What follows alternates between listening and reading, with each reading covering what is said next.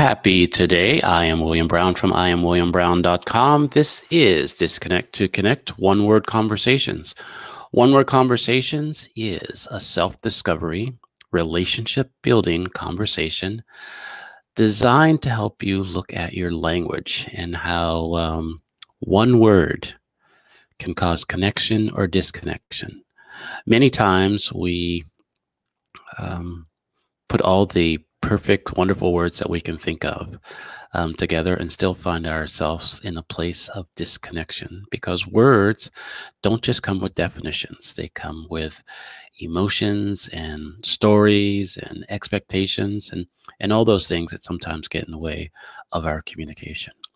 But if you're willing to have a one-word conversation, you can learn more about yourself, the person you're speaking to, and build on that relationship. One Word Conversation is brought to you by IamWilliamBrown.com, a place to help you be yourself and live your life. One way that I spotlight what's available at IamWilliamBrown.com is our U-Cards. Our U-Cards are a part of our Beyond the Shell series. Beyond the Shells is two children's books, Finding You Beyond What Protects You, and The Journey to Stay You. So the I am cards that I picked for, the U cards that I picked for the show is I am full of joy, you are worthy, and there is no one youer than you.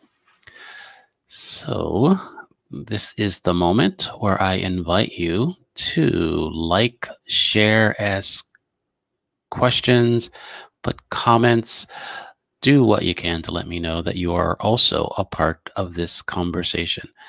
Now, this is something new to the show that I did once before, and it went well. So I've decided to give most of my guests the opportunity to hear the word for the first time live on air. So I have not announced the word. My guest doesn't know the word, but I'm going to introduce my guests, and then we're going to introduce the word. So as I do, I invite my guests in so we can have a conversation. Good morning. Good morning.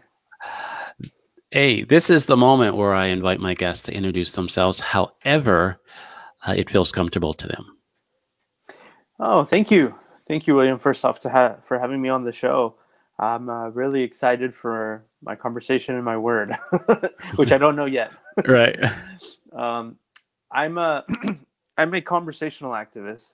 And what that is that I seek out to have conversations with those who are different than me, those who disagree with me or I with them. And I just have a conversation with them where I can learn and try to comprehend why it is that they believe what they believe in. Right. And I learn off of that. Right. And yeah, that's what I've dedicated my life to do now. I come from interestingly enough, I come from a aviation and engineering background, which has really nothing to do with the reasons why I have these conversations, but I think that's what qualifies me to do them. Right. No, that I don't have. No, I got it. I mean, because it's just being in the conversation. That's how we learn. That's how we grow. That's one reason that I'm a part of the One Word Conversation. So now I'm ready. It's like for me, I'm kind of like surprises and don't like surprises, and I know, and I'm still going to be surprised. So, so how does the word evidence land for you? Okay. I think that evidence is wow, good word. I think that evidence is something that's tangible, something that's kind of like, credentials, maybe something that's worked towards. Um, but yeah, but evidence is showing someone or showing a group of people, proof that whether, a theory that you have, or whether a statement that you made, or sometimes even an accusation, it's proof to back up what you're saying. When people don't know, or when people don't, they can't just take your word for it. So there needs to be something that you show them, proof that you show them. And I think that's definitely what evidence is. I mean, in some cases, I think evidence can be worked towards, Hmm. especially if it's about you and not necessarily in like uh, a judgment kind of way. But if you say, "Hey, I love doing what I do," Right. um, and the evidence of that is the amount of years that I've spent doing it. Right. So yeah, so I think evidence is kind of, um, it can definitely have a negative connotation, Right. but I mean, not always. Right. No, I gave you a little hint in when we were in the green room, and I said it's something that I have challenges with, but something one way that I live my life, right? So I'm always looking for evidence, but there's many times for me. So how it lands for me is that there is evidence, um, but it's not the truth. It is something that, you know there is evidence that I have that I'm not successful as a business owner, right? But I can either believe that evidence, or I can work to change that, or to step into something else. And I think that sometimes when I hold on to evidence so tightly, I miss the I miss the possibility or the opportunity for something else to emerge from that.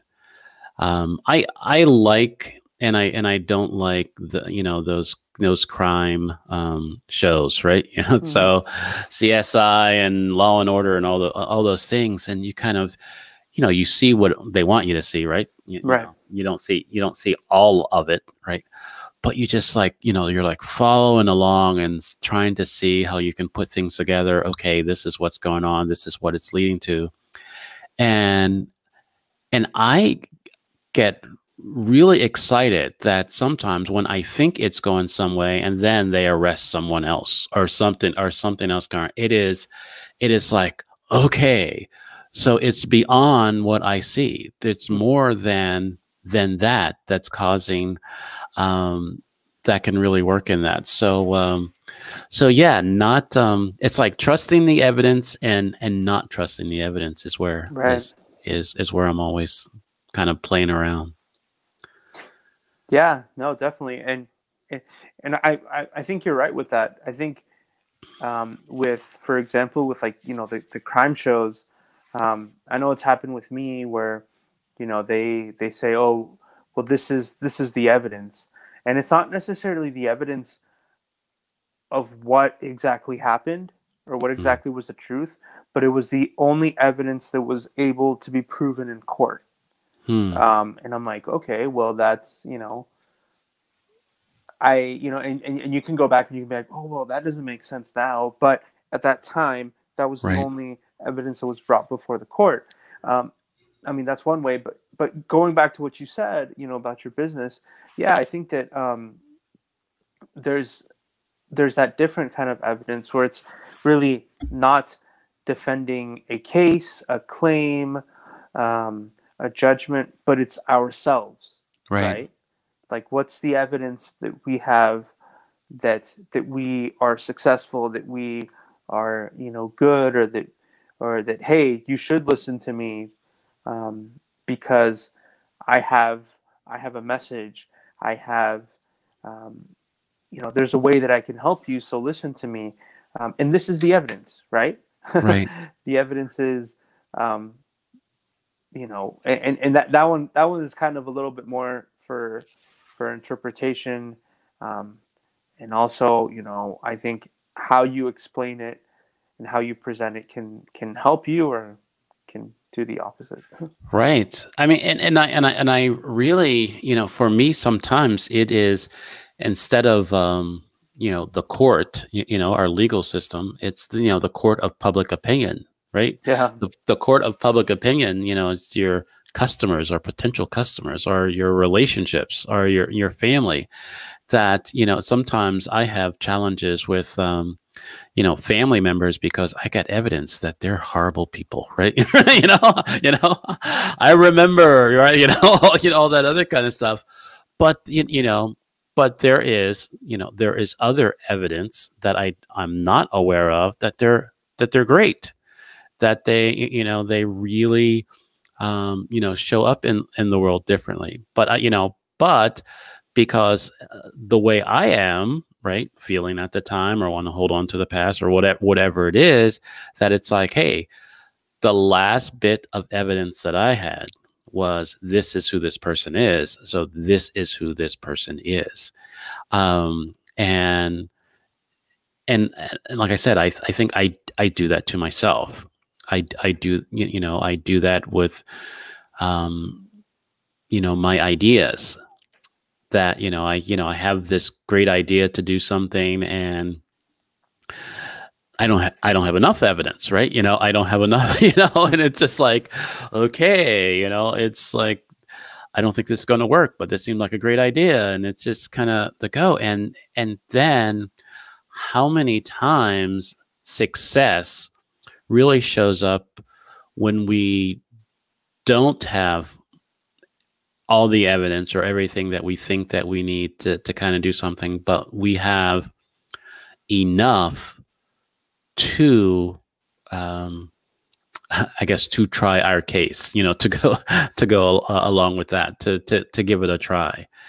And so I was just thinking that, I have a Christian label. So, I grew up, and, they talked about mustard seed faith, right? Just Okay. a little bit of faith. Is that the same with a little bit of evidence?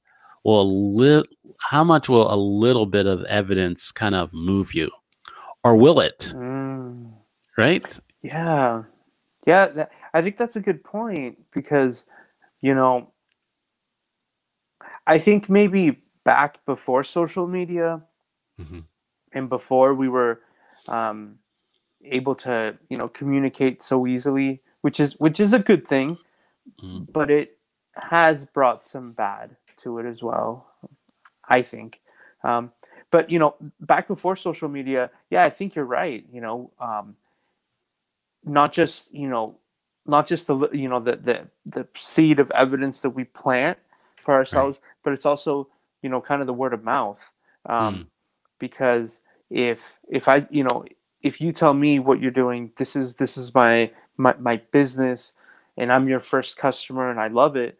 Well, I go back and I tell everyone, right? I tell Right. everybody, and the only evidence that we may have is, oh, Williams had his company, for a couple of years, and it's good, right? But Mm-hmm. then by me adding to it and saying, oh no, I was his customer and it was great, right? Right.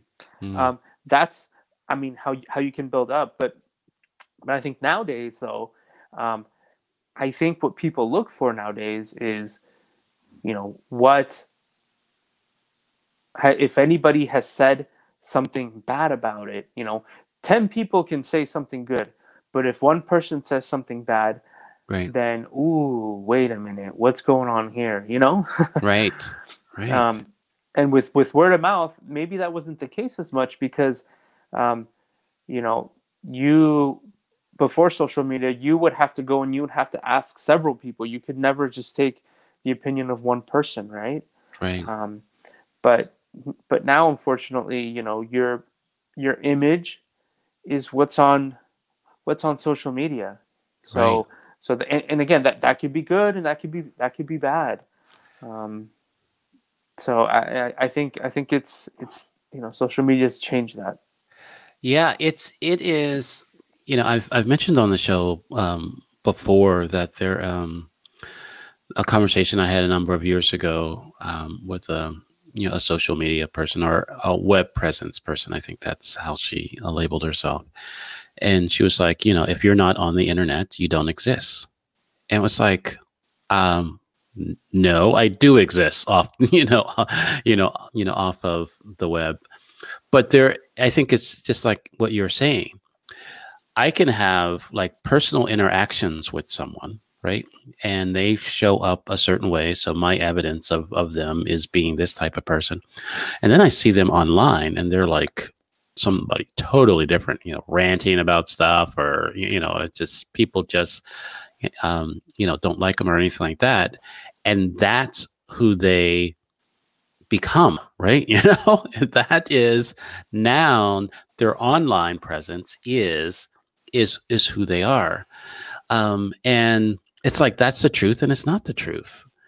But too often we get so, and like I said, we like overuse our evidence. We kind of make it seem like that, all right, or, a little or a lot, I am going to believe this. I mean, because there has been some things that have shown up in relationships and shown up, in my business that it's like, all right, this is evidence, but I don't believe it. I choose not to believe it, and then there's like more evidence. No, that's not what I want to believe. And there have been some times where I was right not to believe that. Because sometimes we can gather the wrong type of evidence. I mean, I can look at my, my relationships and, my conversations, you're a big conversations, person that if I concentrate on the wrong thing, if someone says something and I'm concentrating on this one thing and not anything else they said, I can formulate a belief or a way of relating to them that excludes everything else that they said. And so, I'm like selecting the evidence or the information that I'm getting, and it's painting, a picture. I mean, and it's like, do we have to? I guess the question that's coming up for me is, do we have to be willing to accept all the evidence, whatever that means, right? Before we can make, any decision. Yeah, I mean, I think that the world would have us think that, and especially now, for example, when you spoke to that person who said, "Oh, well, if you're not on social media, you don't exist," right? I think the problem with that is that really, by my social media, I put up my own evidence. I can exist however I want to exist, right? Right. Wow. And it's interesting because some of the people that I've spoken with have been maybe controversial. Maybe they've been a little, maybe in the news, they already have an image of them, for what they believe in, what they were involved in, right? I mean, to the point where some of them may, there's even lawyers involved. But the evidence, right, was, well, their social media. What have they said? Their stance, right? This is my evidence. And they almost, and when the world is so divided, it's almost like, it's not so much my evidence. Like, I don't have to back myself up with the evidence, but rather whatever group I join or whatever opinion I have, Guess Right. what? I have a whole support system, right? Mm. That's division, right? Division is two. I have a whole support system of people that think like me and people that say the things that I say and think that the way that I think. So you know what? Whether or not I have evidence, I'm part of this. I'm part of this group. You know. Right. Oh, and by the way, it's your fault, Right. right? Because my group is right and you're wrong, right? So, um, but with that, you know, it's not until you actually sit down and talk to somebody, and some of the people that I've spoken with have been on the completely opposite end of myself. You know, they look at the world completely differently or what have you. Right. But the more I spoke to them and the more that I was able to just connect to their journey, like what was it, why is it that they, you know, believe what they believe in, I start to see the human being in them. Right. And that's when, you know, the evidence or what side they're on, like I kind of forget that because Hmm. I see a Wow. reflection of myself in this person that thinks completely opposite of me. So so yeah, so I think, you know, nowadays, you know, evidence is is necessary, but at the same time I think we create our own evidence. Great. Yeah. You know, I really, it really resonates to what you were saying on, because I have a conversation around labels, right? And Ooh. living beyond our labels. Mm-hmm. And it is not that I want to devalue or not acknowledge how we're showing up, you know, as a black man or, you know, a woman or anything conservative, liberal, whatever. I don't want to devalue that, but I don't want to, um, have my interaction with them stay at that label. So I can, like you were saying, get to their humanity. The quicker that I can see a human being standing in front of me with, um, not just how they see the world or how, you know, what they are, you know, how they're showing up, then I can have a conversation to find some understanding.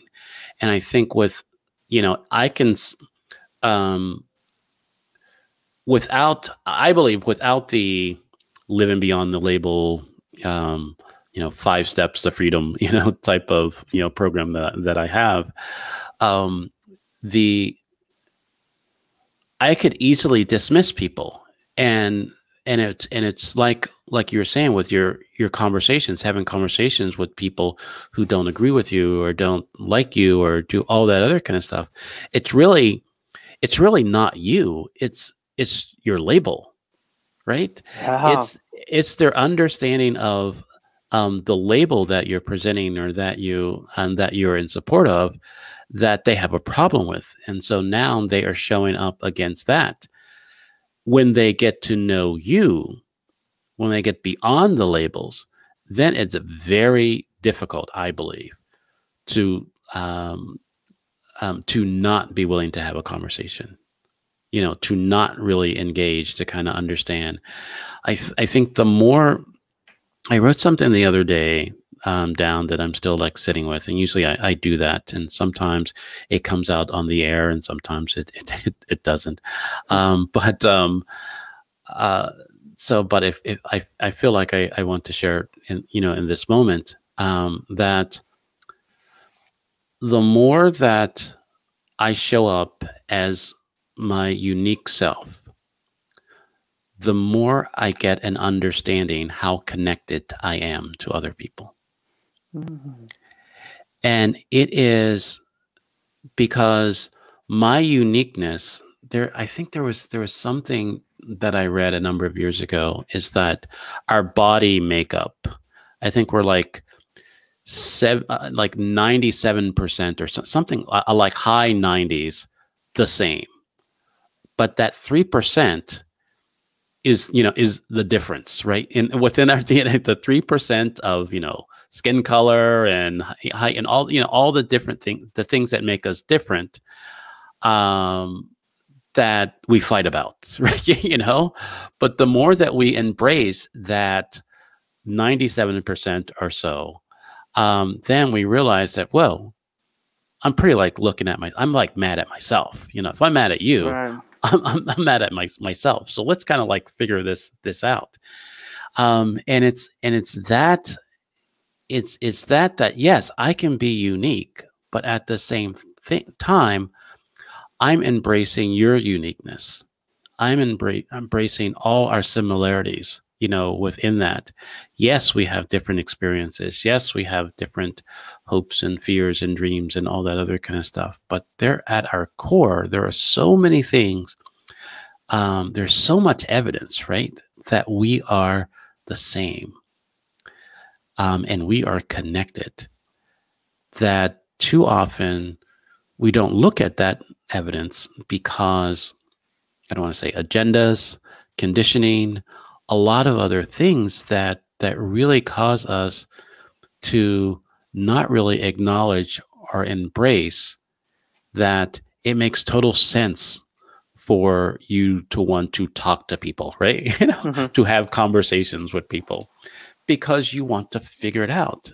The more that you talk with people, I believe, because I've seen this for myself, even within this show, the more that I have these type of conversations, the more that I learn about myself, the more that I appreciate myself, and then I appreciate other people, and it's easy.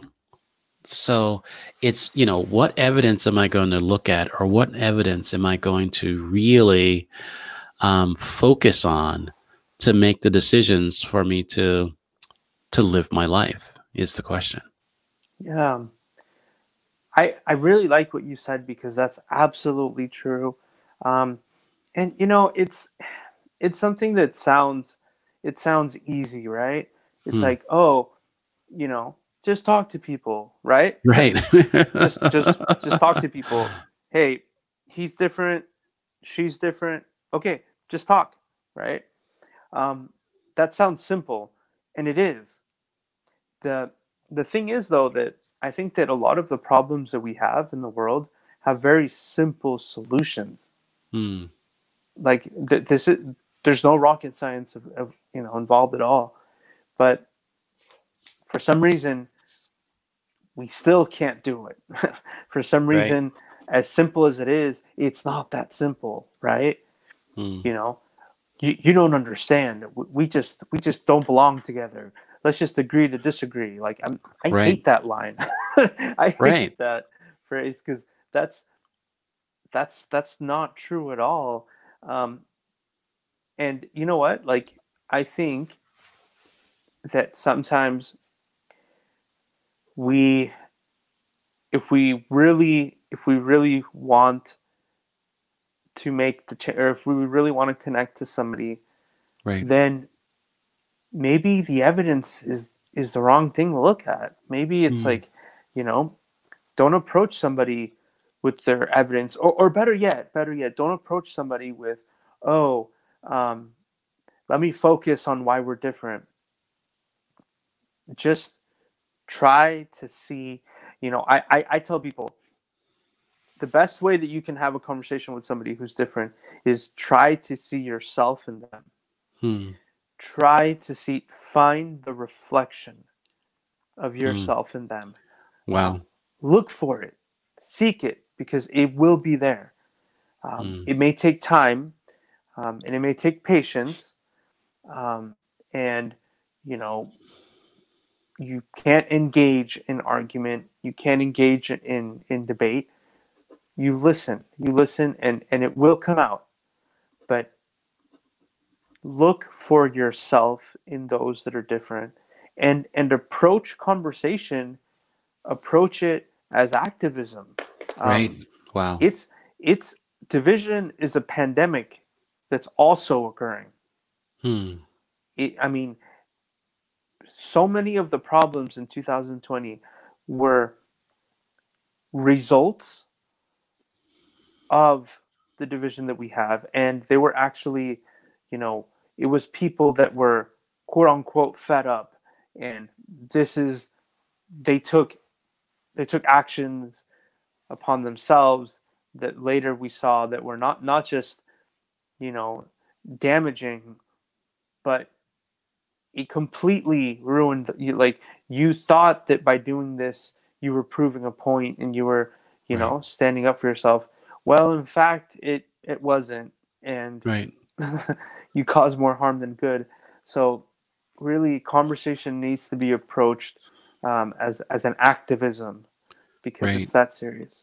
There is so much, and I totally appreciate it. And there's something that you said that really speaks to me that I resonated with is that, seek the reflection, to really engage someone on a level where you're looking for the reflection of yourself. It may be difficult, right? It may take some time, but it's there. And if you believe that it's there, you'll eventually find it. So here's a one-word conversation that we're going to have within this conversation is because as I say in my open that many times there's one word that trips you up, and then we find ourselves in disconnection. We find ourselves in disagreement or something. And most of the times we don't say anything. We'll just go, yeah, those are nice words that you said, but now I'm not going to listen to anything else that you have to say. But that's a nice way of not listening to people. So there are like two things that come up from the last thing that you shared that I want to bring in this around evidence is the vision.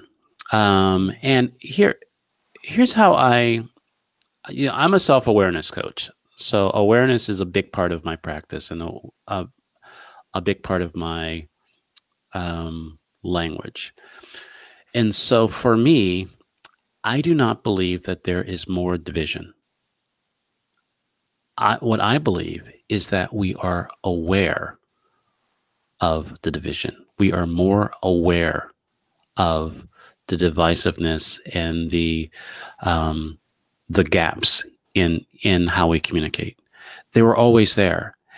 In some cases, the pandemic shows up for me the same way, in a sense that, it wasn't coronavirus that was around, but there were so many viruses around in our lives that we were not aware of, and that they weren't on the news, and they weren't, and they weren't getting the play, on that and our attention. And because of that, look, there's a part of me.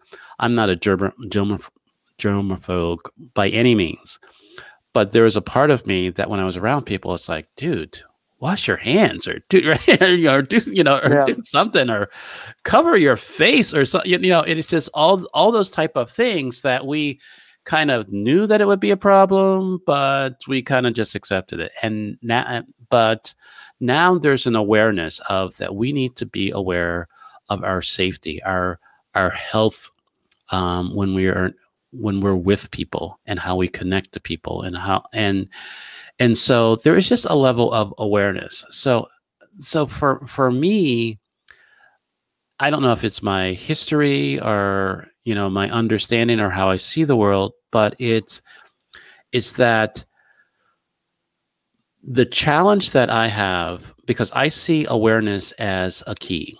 It's not the answer, it's a key. And so to go back to division. So now that I'm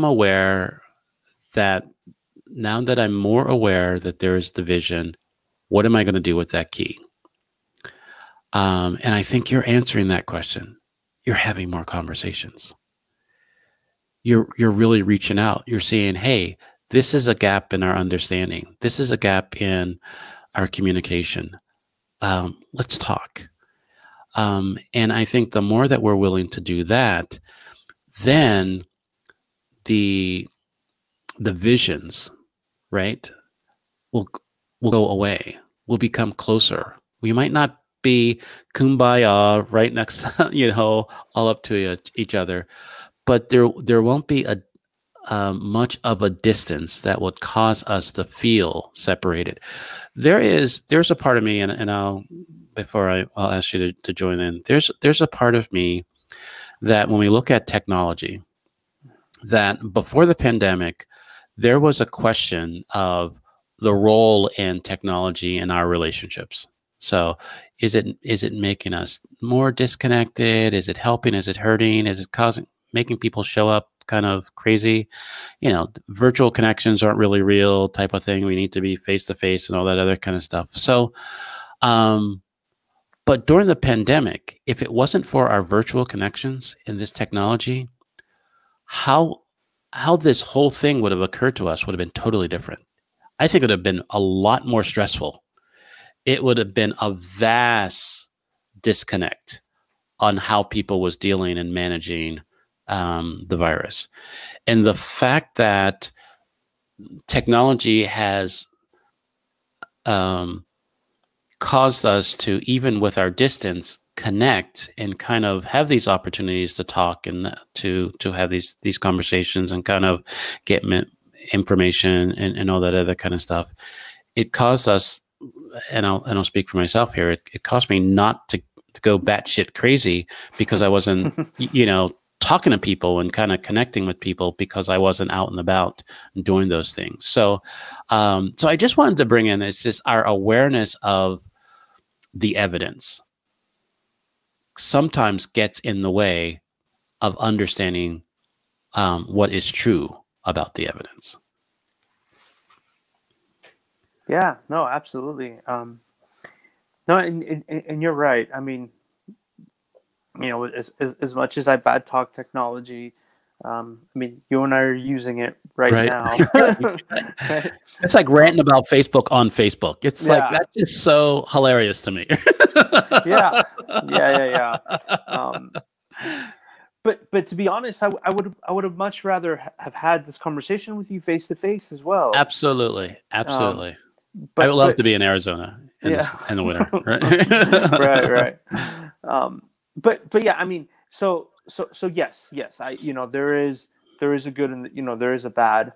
I definitely think I do agree with you though that the about the evidence that in a way that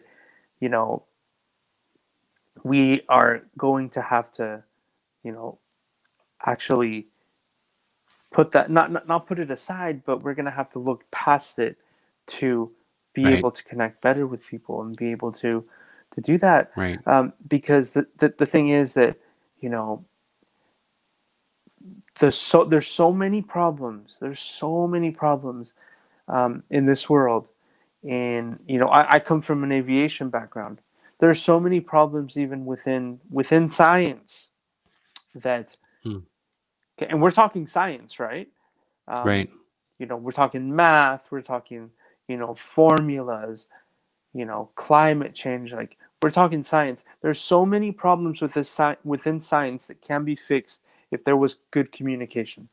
And you're like, wait, what? What does communication have to do with science? Like, what is having a conversation with someone that has nothing to do with science? True, it may not, but the solution to a lot of the problems in science are a lot easier than we may think they are. And as easy as they are, we have there's egos, there's agendas, right? Right. That are in the way. So, and the evidence may be there, right? The evidence may be there that that climate change is bad. That that we need to join things like the Paris Agreement and what have you. Without getting into detail, but we may have evidence on all these things. Clean drinking water, clean. Not having access to clean drinking water kills more people than probably anything else, and we don't realize it, right? We may have evidence of that, but the solution, if we can only for example put clean water wells in more countries that are developing, and actually have that water produced and go to them, but that's a solution. But guess what? There's communication, because now now we're talking politics. Now we need Right. to, Right. so, so it's like there's so, communication can fix 90% of the problems. And that's Right. why I'm choosing, to go at it this way, because, deep down Mm. inside, I am a science guy, Mm. you know, more than a, psychologist, politician, what have you. But, I need to do my part. And I think that this is it. Right. I really think that, I want to leave the world better than how I found it. Hmm. I want to make a difference. And I think that this is it. Hmm. Wow. Well, I think we can talk about this for hours. But there is evidence that there is other things for us to do today, right? Is there anything that's come up in this conversation? There's a lot of things. This is definitely a conversation that I'm going to listen to again to kind of to get some things for myself. Because, look, we want to trust, especially in science, right? You want to believe what you're seeing, but you don't want to hold that evidence so tightly that you miss the potential of something else. So, I totally get that. Is there anything else that's come up within this conversation that you want to leave everybody with? Um, I think simplicity, Hmm. um, it's for as simple as it is to have a conversation with somebody who's different. It's hard. Hmm. It's hard. I understand. I get it. And which is kind of why I'm inspiring people, and why I'm showing them, why I'm having really, really tough conversations. But I want to inspire people that they don't have to have crazy conversations like I do. Um, to a lot of people, that Right. crazy conversation may be talking to that family member, Right. Got it. talking to that coworker, that manager, that person that they don't get along with at work. So, um, you can change the world every day by the Hmm. people you talk to, and the conversations that you have. And I invite people to earnestly do it. Hmm. Wonderful. Hey, before we go, I just wanted to get your thoughts on. So, how was it to hear your word live, and Yeah. kind of go through that process of holy crap to okay. Um, yeah, it was good. It was fun. It really, um, it really kind of made me embrace, the uncomfortableness of me absolutely not knowing what I was getting into as far as, the word. So Right. I think it was good. I think it was a good challenge. I Mm. really did. Um, like I said, you gave me some hints, but still, when I thought of what you said, and then when I thought of the word, I'm like, I never would have guessed that based off of the hints. Like, so it was good. So great.